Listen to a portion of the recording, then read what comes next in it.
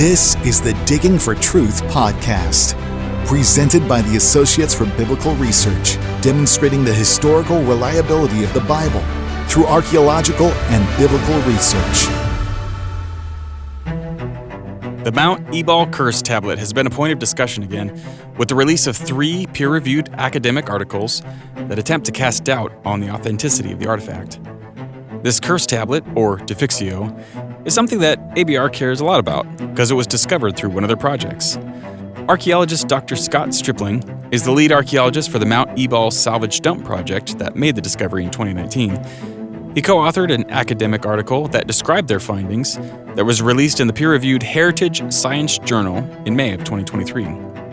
We already had another episode that was a roundtable discussion with Henry and Scott Lancer and Scott Stripling all about the site on Mount Ebal and the findings related to this defixio.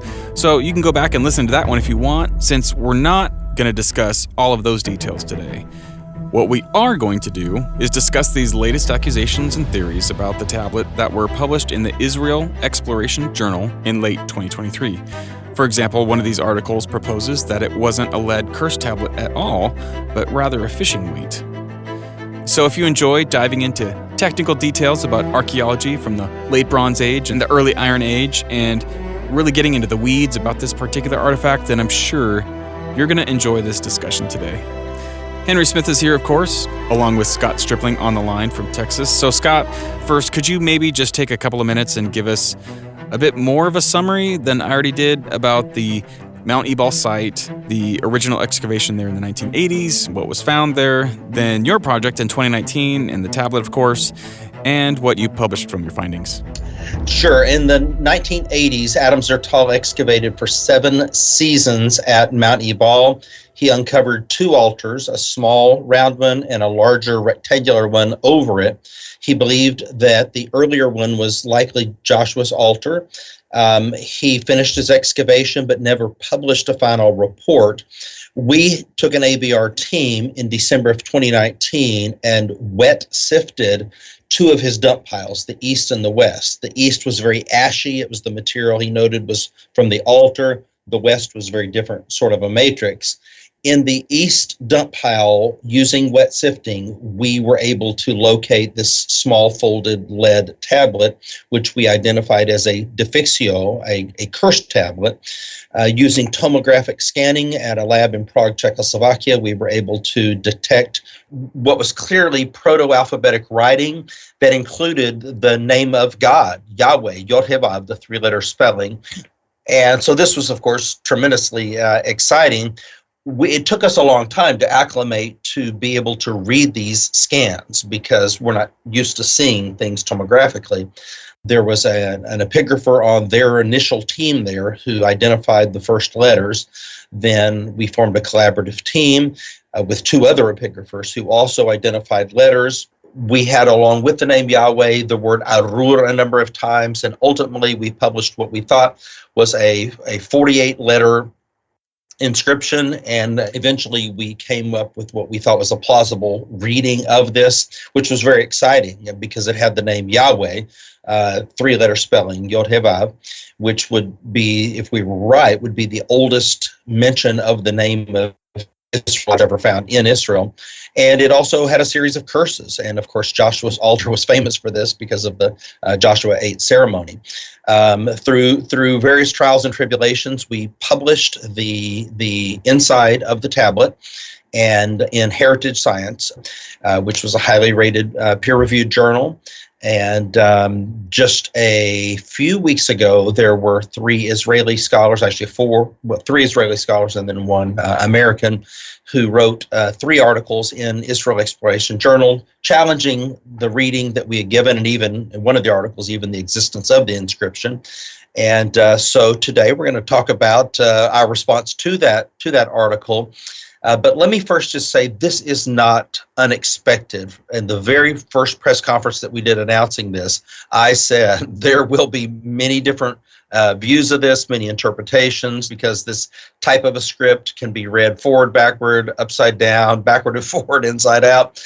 And the Khirbet Kayafa Ostrakhan who many believe is the oldest Hebrew we have from Israel. We have 11 different articles published on that with 11 different interpretations. And so this happens in the field of epigraphy. And as Agatha Christie, who was married to an archaeologist, said, when it comes to this field, there is sometimes blood on the carpet. So, Scott, you have a famous saying where there are two archaeologists, there's three opinions. On the Khirbet Qeiyafa ostracon, where there is one inscription, there's 11 opinions. Right. Or if not even more, right? So, but before we get into maybe some of the maybe more legitimate criticisms in the sense of, where we have to give more substantive response, there were some immediate claims that came out that I think we should just address quickly. The first one was the accusation of this being an illegal operation. Could you just address that and address also the question of it being a forgery of some kind from a later period, or even forged by us, as crazy as that might sound? Well, I'll take the second one first. I wish I was smart enough to do a forgery like that, to get brittle lead and open it and write on it and close it again and so forth. That was just some crazy person throwing that out there. The provenance was something that we addressed. Notice that now none of these scholars brought that up. That has gone away. Just simply in 1993, the Oslo Accords brought in a new layer of legislation and created the modern divisions within the West Bank. Our view was that this material was grandfathered in. It was done under a license prior to 1993. We did not excavate. This was a garbage, this was trash, this was dump pile that was left behind. We re-examined it using our new technology, and we had the cooperation of the military, of the Antiquities Authority, and of the local regional council, which in Area B of the so-called West Bank, that's about as much as you can have. Okay, good. The forgery thing is, I know it sounds almost crazy that someone would say that. How would they even know we were going to be there in 2019 and early 20 to even do the project, and on the illogic of all that goes. But to maybe some more of the more recent material that's been published, like here's a quote from the Meyer-Rolston article. You can respond to this. They say along these lines, despite the alleged context of the find from a specific dump supposedly derived from a specific part of the site, these deposits were collected and sifted some 30 years after the original excavation. So give us your thoughts on that supposed critique, as it were. Okay. Well, Mayer and Rolston don't even believe that. They acknowledge later in the article that it very likely did originate from that dump. They're just throwing that out there. So is it possible that was deposited in the 3 decades after the excavation? It is possible. That's all I have to say about that. Yeah. Address the question of the East Dump. I mean, Zertal's excavation reports are very clear, and you guys delineated this in the sifting. Talk about that a little bit. Right. Well, we kept track of the material. We marked it E for East and W for West, real sophisticated system, but it turned out that it served us well. I'll just mention again that the material from the East Dump was very ashy and clearly, as Zertal had noted, from the altar area itself. And so we tagged the bags differently, we kept track of them, and that's where this defixio came from. Okay, good. Now, let's talk about pottery and the stratum that Zertal identified in his original excavation, because this is really a critical component of the argumentation that we're making. It's not just the tablet and the paleography or the epigraphy, it's the archaeological context. So talk about the types of pottery, the dating, the stratum, that kind of thing, and any criticisms that they've leveled about that. Feel free to engage with that in any way you feel appropriate. So I wrote about the pottery in the Heritage Science article, and I presented 7 different pieces of late Bronze Age pottery, and only about 3% of Zertal's pottery was LB. He thought it was LB2, and he dated the foundation of the site to about 1250. They repeatedly, by the way, in the IEJ articles, said the end of the 13th century. That is not what Zertal said. He said it was the middle of the 13th century.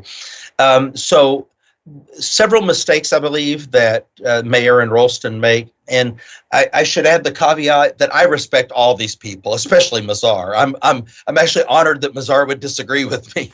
Yeah, yeah. And so these are all good archaeologists. So having said that, one of the mistakes that Mayer and Rolston make is this cavalier dismissal. It is so because I say it is so. I presented pottery with parallels, with reasoning and with parallels cited to back it up. All they said, and I assume it's Mayer because Rolston doesn't know pottery, all he says is it can't be these forms continued on into the Iron Age 1. In other words, I presented something, it went through peer review, I gave parallels and citations, he gave no citations, no parallels, he just said it can't be. Now, I think that the fair observer has to say, wait a minute, and one should remember, incidentally, that Mayer is an editor of IEJ. Yes, so yes. The editor is approving and checking his own source there, which puts us at a disadvantage if we want to respond in IEJ. Are we going to have a fair hearing or not? So that's my problem with the pottery, and it's the exact same thing with the scarabs. I then talk about the two scarabs, and Brandel originally said one was Tutmosis III, one was Ramesses II, but since that time, Daphne Bentor, who's Israel's leading expert on glyptics, especially scarabs, has redated that supposed Ramesses II to Tutmosis III also. Now, Mayer and Rolston ignore that. I am citing, it's not Stripling says. Right. I'm citing the leading expert in Israel on this, and they ignore it. They just say the scarab can't be because Brandel dated it to this time. They don't even answer it, just say it can't be. Again, it is so because I say it is so, with this cavalier sort of dismissal. Yeah, that's the impression I got from it too, is okay, so if you think that Bentor is wrong, I mean, she's the leading expert, but not infallible, right? So if you think she's wrong, then give us some kind of analysis or another scholar with some kind of substantive argumentation if you can't flesh it all out, instead of just saying, no, that's not right, and sort of acting like you didn't address that issue. I mean, that's the impression I got from that. Now, Scott, just to reverse a little bit back to the pottery question, because if I remember right, you correct me if I'm wrong, generally speaking, we sometimes have pottery that goes across these time periods that we've created in the modern day, right? Late Bronze II, like people weren't going, oh, it's 1400 BC, we're going to change the kind of cooking pots we're using now, right? Some forms extend across decades or even centuries of time because of their utility. Other forms are only used for short periods of time and are not extended from LB into Iron Age. Talk about that a little bit, because I think it's really important. I know it is for me in terms of the logic of it. Does that make sense? Mm-hmm. There, of the 3% of the LB pottery, most of the forms do continue. Okay. But I presented 7 pieces. In particular, you can look at the carinated bowl, go back to our article and see this, that I'm saying do not continue past LB2A. They don't continue into LB2B, certainly not into Iron Age 1. And basically what Mayer is saying is, yes, they do. Well, I provided parallels and citations. He just disagreed and provided nothing. So it's his word. Right. So, sorry, Scott. So the counterpoint is you're drawing on other scholarship. He's arguing from a position of authority and not saying, hey, look, I think you're misreading this particular form. This bowl does extend into the later period. Here's parallels to show why I think you've misread it. Am I right? That's what you would expect him to do.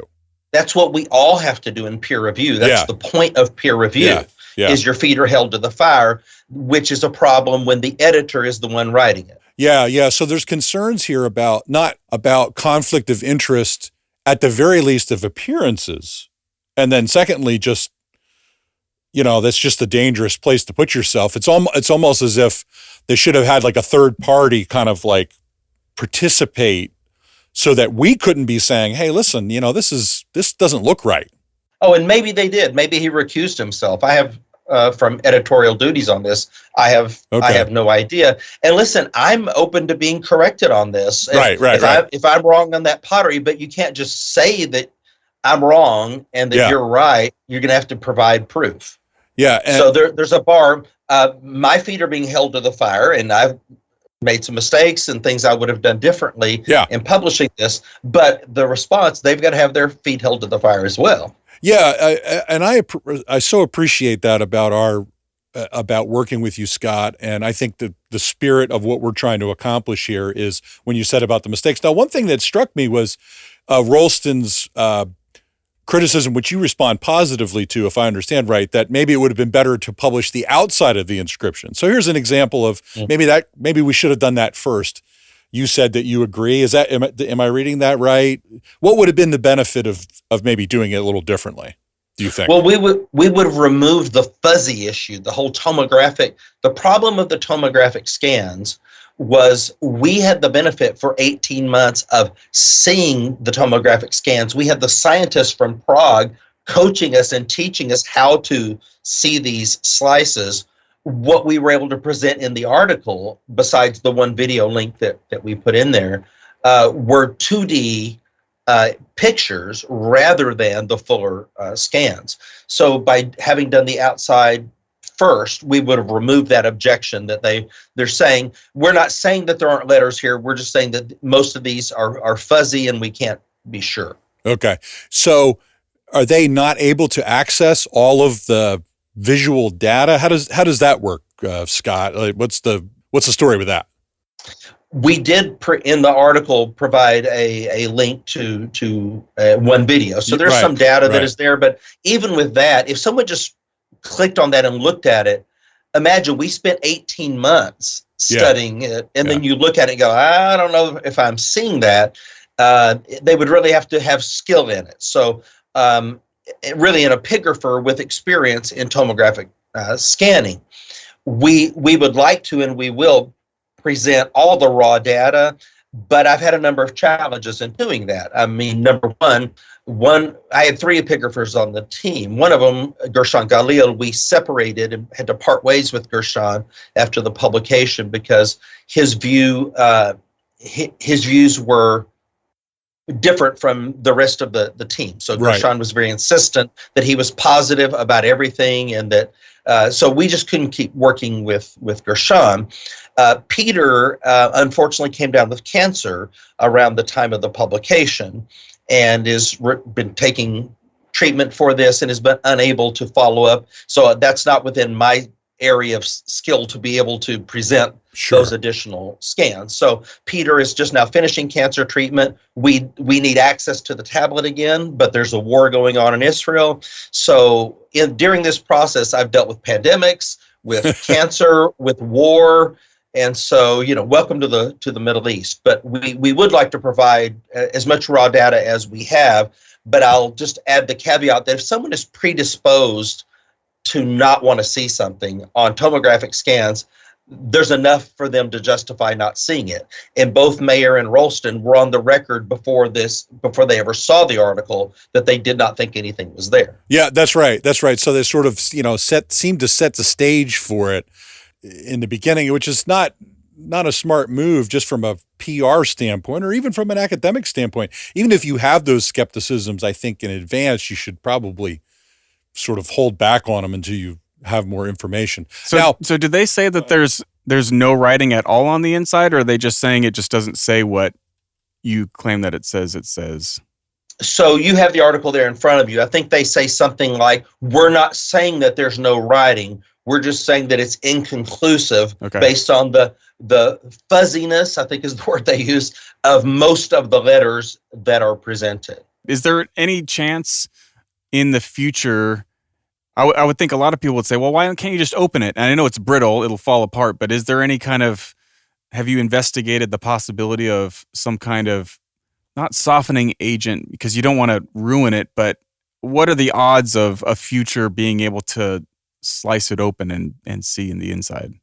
Well, I really don't know. I've thought about that many times. Is there a way to maybe apply heat and make it malleable, where it could be open? The little corner that broke off, that was under my care, so I'm responsible for that. In our lab, using our most senior technician, we tried to apply the least amount of pressure to see if it was malleable, and that's when the corner broke. So that's, we kind of need material scientists at this point to be brought into the process to tell us some of those things, and that would be awesome if we could open it. Yeah.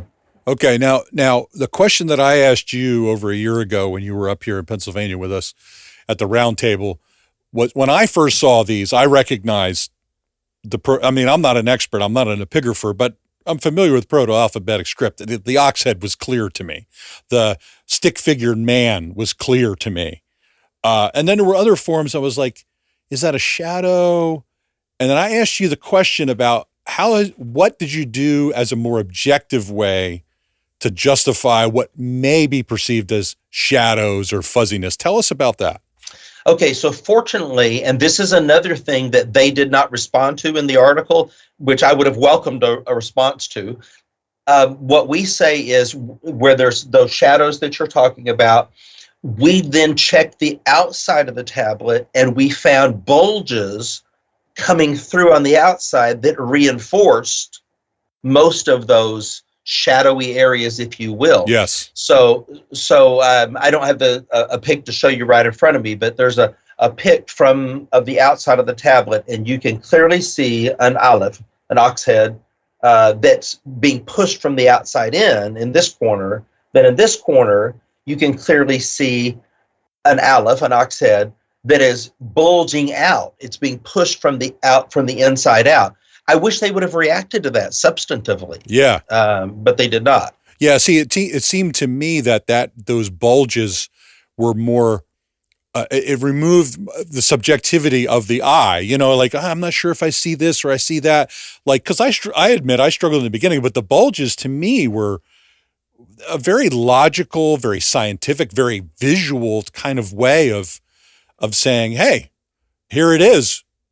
Examine it and tell us what you think. And what you're saying is, we got some crickets on that. Yeah, that's right. So I think some of the stronger points that we made, either they chose not to respond to, or they said it is so because I say it is so, or number three, they made the straw man argument. There are a number of cases where they said that we said things we didn't say. Yeah. And that's unfortunate also. Like, for example, we said that El is only used in Hebrew, or mat or tamat. These are only Hebrew words. We never said that, and they go into great length in their article to criticize what we said, which we didn't say. All we said was that Yahweh is the uniquely Hebrew word. So a lot of their article was spent sort of fighting a straw man. And the argument on the lead as well, that we said that the lead proves that this is an LB2 inscription. I never said that. I said that the lead suggests or makes it plausible. Okay, we know the Lavrion mine was in use in LB2. Now, notice something very interesting in the Mayer Rolston article. Before you get too deep into that, could you explain what the lead issue is, just for people who aren't familiar? So, like, talk about the mine, and you did some testing on the lead to see where it came from. Am I remembering that right? There was a corner of the tablet that broke off, a small corner. We were able to use that lead and have it tested at Hebrew University by Professor Nama Yahlomak, who wrote one of the 3 articles, which overall was a very fair article. She determined that the lead came from Lavrion, Greece, and that mine was in use in the Late Bronze Age. It was also in use in other periods as well. So that was important. It was at least plausible then, and it could support the LB2 reading that we were given. Where the plot thickens, if you look at the Mayer Rolston article, is that they say, and correctly, that in Iron Age 1, a different source of lead was being used in Israel. Because one of the few things that all archaeologists agree on is that exports from the Aegean, where Lavrion is, into Canaan, Israel, cease or come to a trickle around 1200. And Mayer and Rolston say there's a different source of lead. So the logic is then, if our lead, Zertal only found 2 strata at Mount Ebal. There was LB2 and there was iron 1. That was it. And so those were the 2 options. And so if the lead came from Lavrion and a different source of lead was being used in iron 1 by the process of elimination, then it suggests the plausibility. That's what I said. I was careful about how I said it. So that was a straw man argument. So, throwing a bunch of straw man arguments out there, making it sort of seem like we're not credible, and then not addressing or just dismissing and not addressing a number of things. I would have rather had a more substantive interaction. Yeah, Scott, on the lead, that struck me too, because I remember reading how carefully you guys worded that. This is not a definitive dating metric. What we have found is consistent with our overarching argument. So in other words, the lead, the testing of the lead fits what we're saying. It doesn't refute it. And actually what they're doing is drawing out the earlier date for the tablet by the fact that there's no Iron Age trade going on, right? So the lead shows it's pre-1200.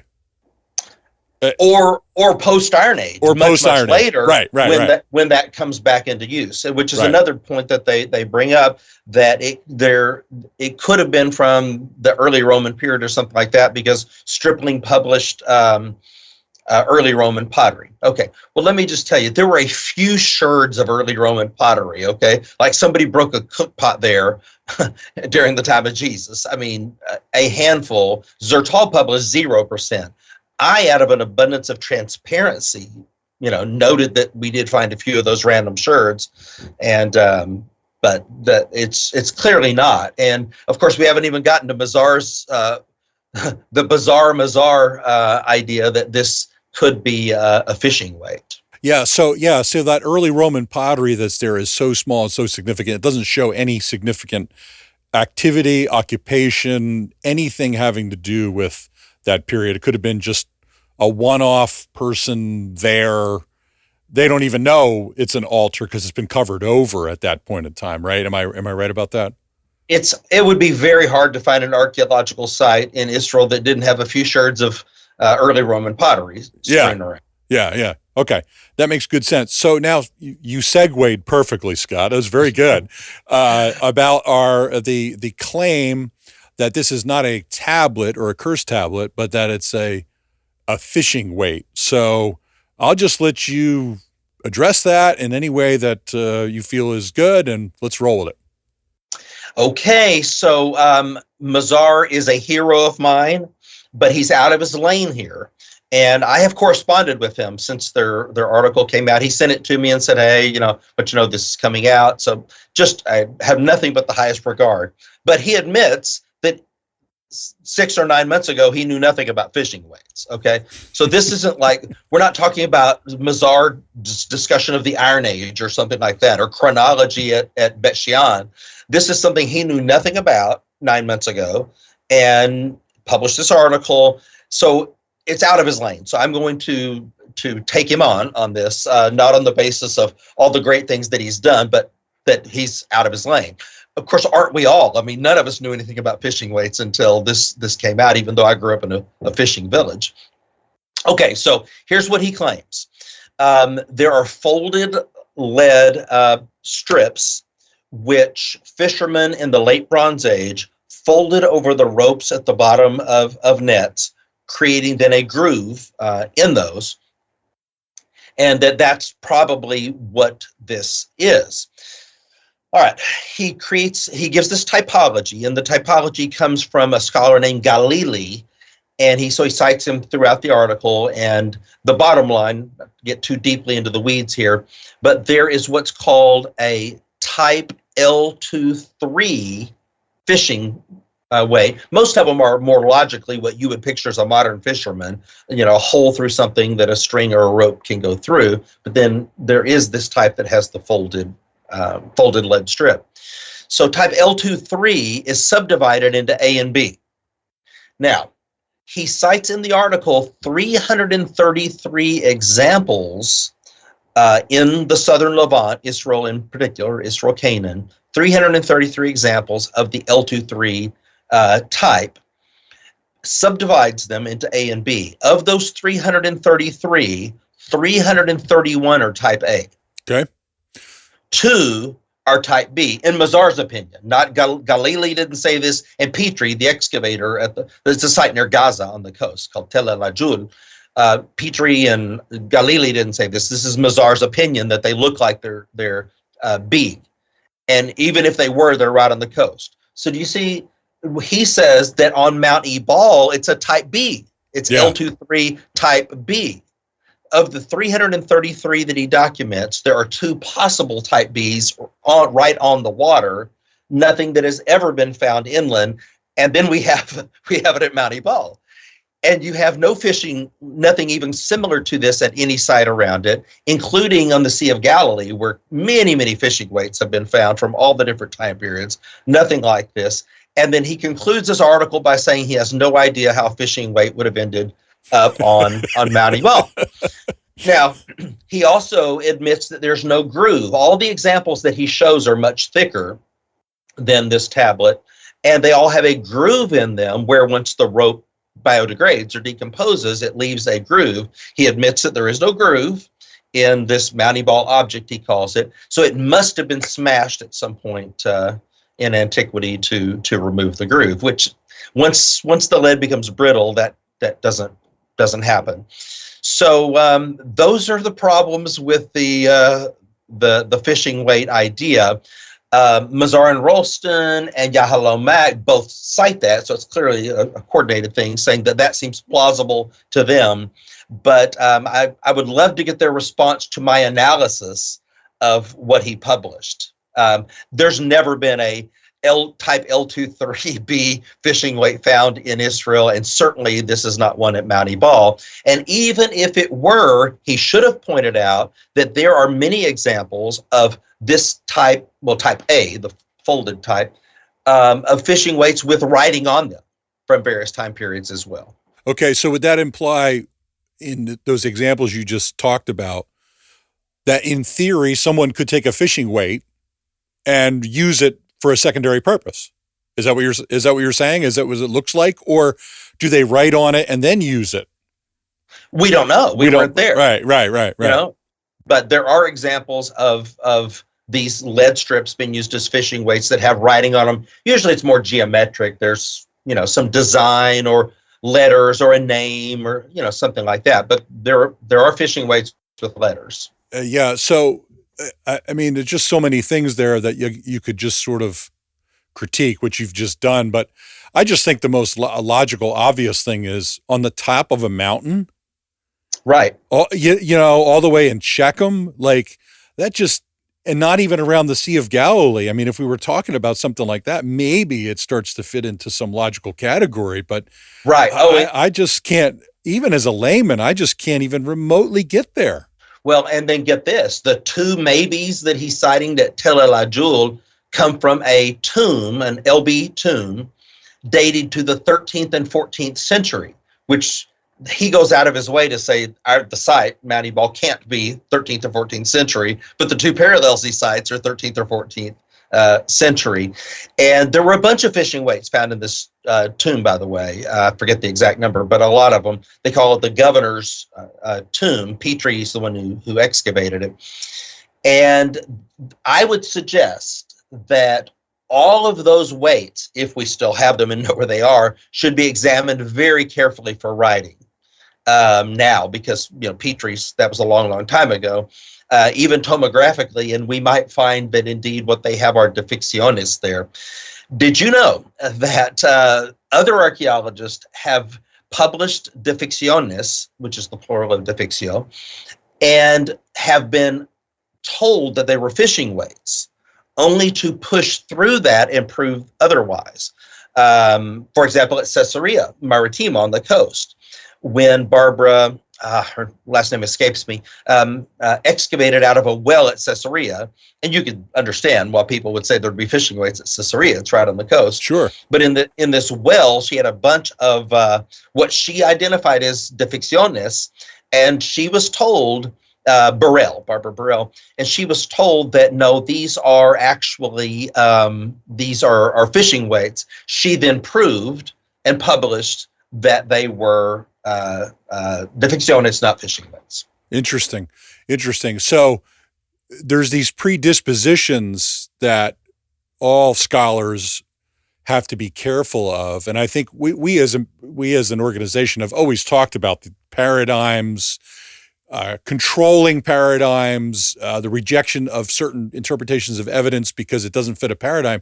There's an example of it, but also an example of a scholar saying, no, I'm going to take this thing out to its logical end and see where the evidence takes me.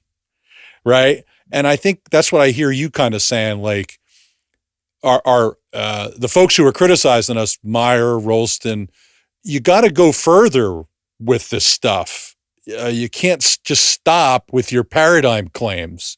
Like, show us more. Comment on that. Right. Well, they actually accuse us. They say Vanderveen and Stripling might be, or likely, or I don't know exactly how they word it, claiming or going out of their way to establish an LB2 date to support things that they have written previously. And then they cite me from The Trowel and the Truth, which is fine, but that's a popular book that I wrote. I wrote a scholarly chapter, 5 Views on the Exodus, on this, just published in 2021, that they could have cited my scholarly work rather than my popular work on it. But I thought that was a very ad hoc or ad hominem criticism. Yeah. I could just as easily say the same thing. Meyer and Mazar, they really want the site to be Iron One. They really don't like it being as early as Zertal.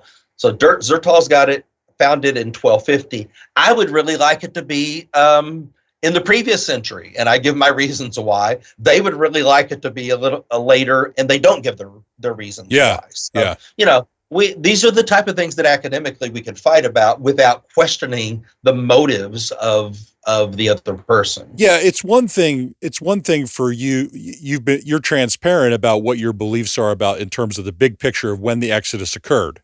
Okay. So then you do the archaeology and you test out the biblical text in that sense, right? The biblical text, we believe, teaches X, right? 15th century Exodus conquest model. Now we're doing the archaeology. Well, we just can't manipulate the information and twist the data to try to fit our paradigm. We got to show the money. Show me the money, right, Scott? Right. And so we all operate in paradigms. This is what's so frustrating about this. It's like, yeah, you Stripling, you operate in a faith paradigm, and we operate in a secular neutral paradigm. That's kind of how I read between the lines. Yeah. You know what I'm saying? You're biased, we're not. That's kind of what's there. Comment on that. Well, I can't hide my presuppositions. I mean, the name of this program is Digging for Truth. I mean, I'm an evangelical Christian. I've never felt the need to hide that, nor should I. I think we begin with presuppositions, and we try to be as dispassionate as we can as we research and study. In one of the news interviews, perhaps it was the Times of Israel, Mayer, made that point also, that Stripling has a history of saying archaeologically questionable things. Translation, Stripling has disagreed with me other times on, early and late matters. Yeah, so where there's two archaeologists, there's three opinions. Yeah. How dare someone disagree with me, right? Yeah.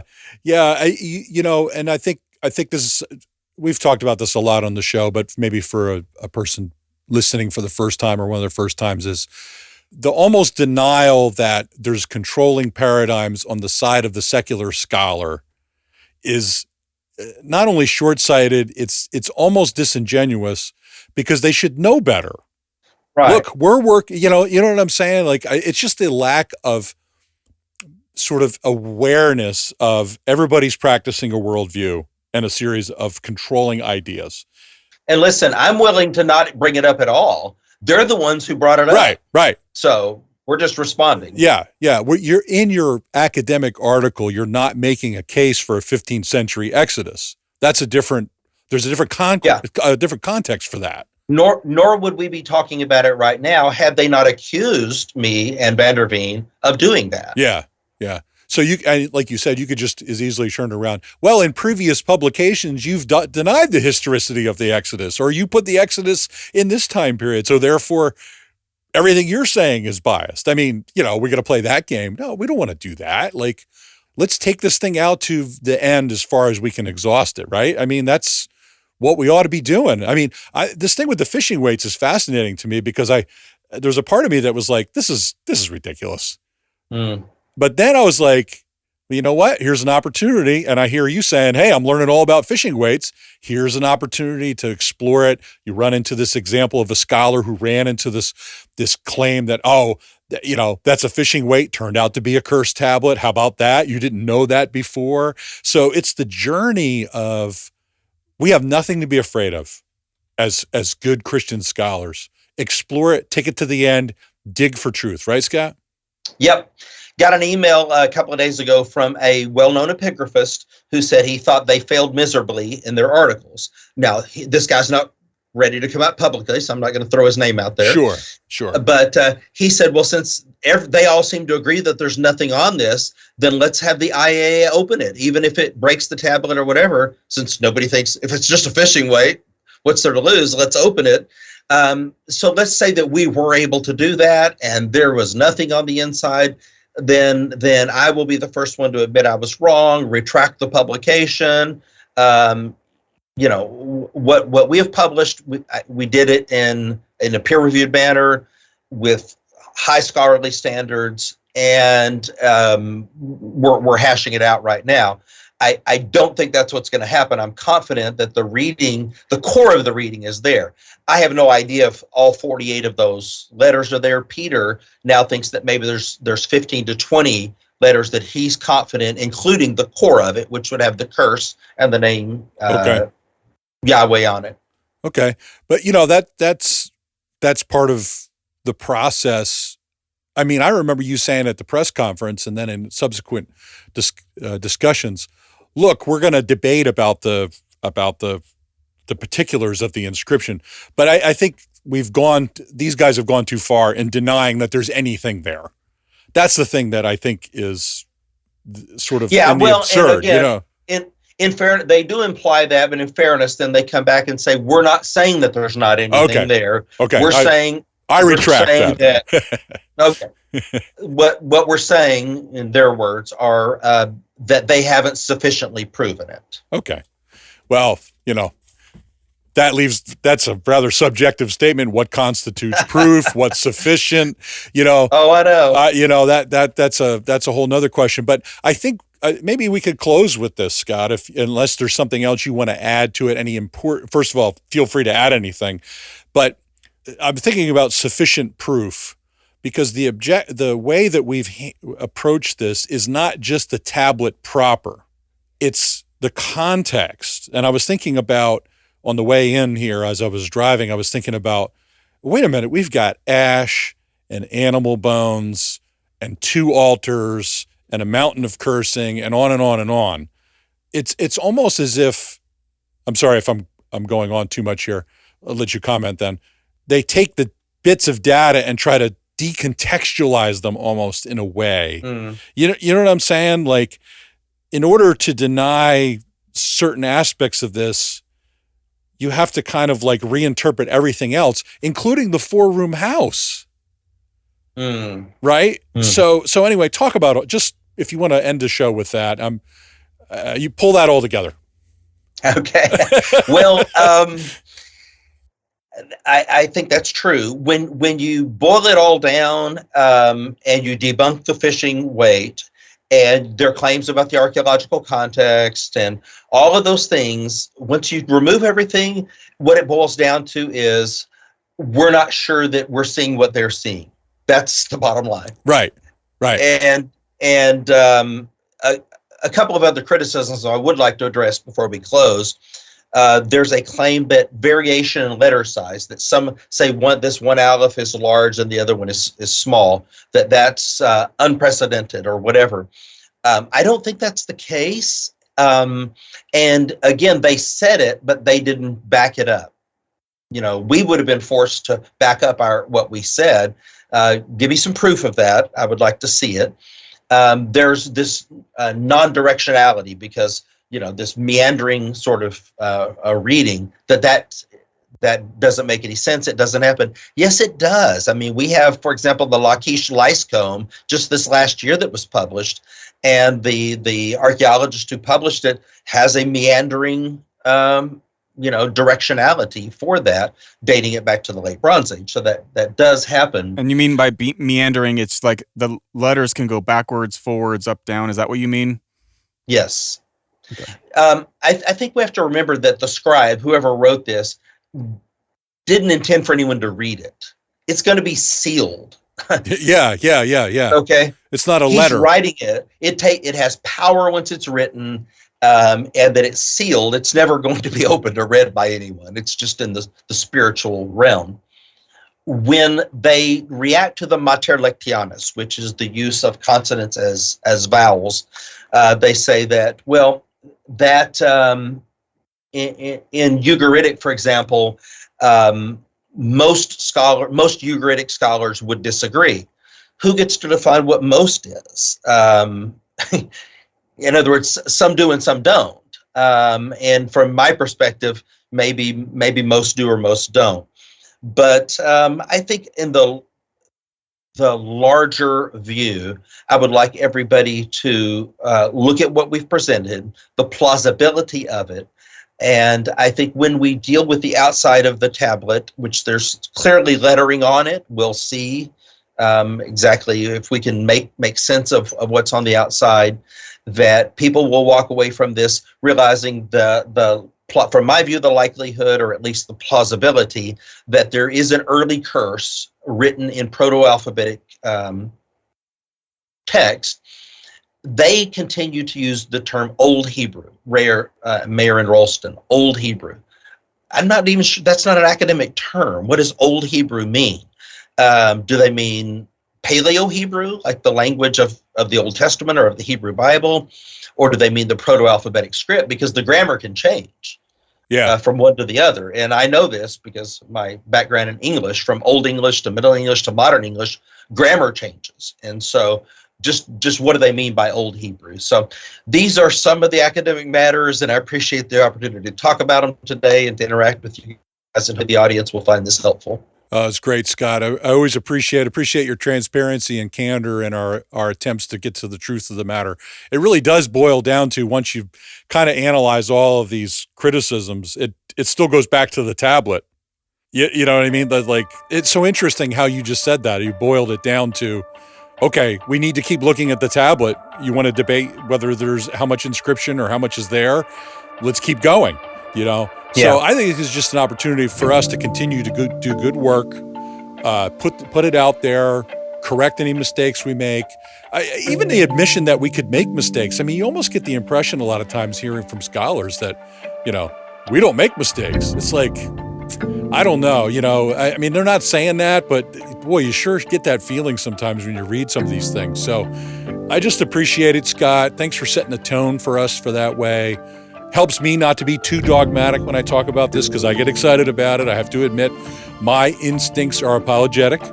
That's what my heart beats with, primarily, although I love archaeology too.